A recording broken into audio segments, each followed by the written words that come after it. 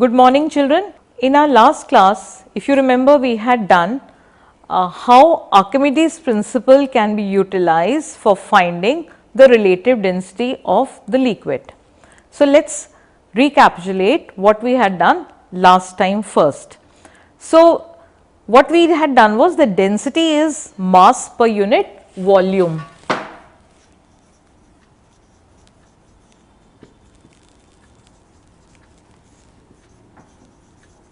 And then what we had done was relative density is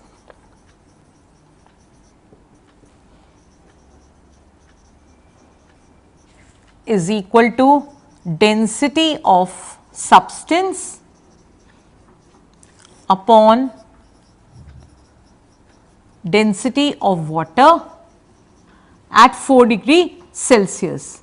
And I had told you that reason for writing 4 °C over there is because density of water at 4 °C is 1 gram per centimeter cube. And then what we had did was that we had rewritten the formula in terms of mass upon volume of the substance and mass of water upon same volume of water, right. And eventually if you consider these two volumes, they will eliminate and you had got this as mass of the substance upon mass of same volume of water. And then when you multiply and divide the numerator by G, it becomes weight. So, eventually you get this as weight of the substance upon weight of same quantity or same volume of water.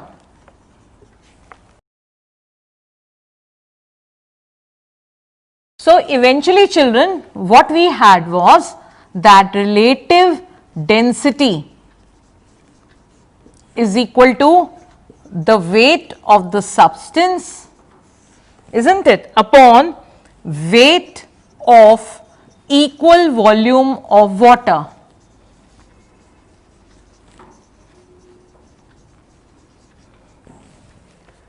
And recalling Archimedes principle, which stated that wherever a body is partially or wholly immersed in a liquid, it experiences an upthrust which is equal to the weight of the liquid displaced equal to the loss in weight. We have relative density equal to weight of substance, and since we are talking of equal volume of water displaced, that means loss in weight, or this will become weight in air upon weight in air minus weight in water. So, finally, to find the relative density, we have utilized the Archimedes principle and we will be able to calculate the relative density by finding the weight of the body in air and the weight of the body in water, and then substituting the values in this expression and get the relative density of the concerned solid. Then we had done three methods. First, or to determine the relative density of a solid which was heavier than water. Second, relative density of a solid which was lighter than water, and third, we had done the relative density of a liquid. And I will just write down those formulas again and then we will proceed to do some numericals. So, children, relative density of a solid heavier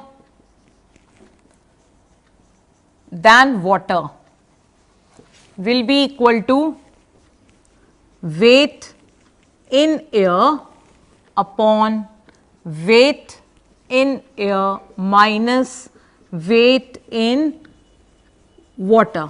That means W1 upon W1 minus W2. This was one thing which you will remember. Then relative density of a solid lighter than water, and we had taken the example of cork. So, it will be weight of the solid, and just for convenience I am writing cork. It can be anything lighter than the water upon loss of weight of cork in water. This will be W2 minus W1 upon W2 minus W3. If you could recall, this was the weight of the sinker in water, this was cork in air and sinker in water, and this was weight of cork and sinker both in water. And finally, to determine the relative density of liquid, what were we doing? We were putting the solid once in the water and once in the liquid. So, you had this as loss in weight in liquid upon loss in weight in water. So, this could be written as W1 minus W2 upon W1 minus W3, where again W1 is the weight of the solid in air, W2 is the weight of the solid in liquid, and W3 is the weight of the solid in water. So, these are the three formulas which are applicable in three different situations where we can determine the relative density with the use of Archimedes principle.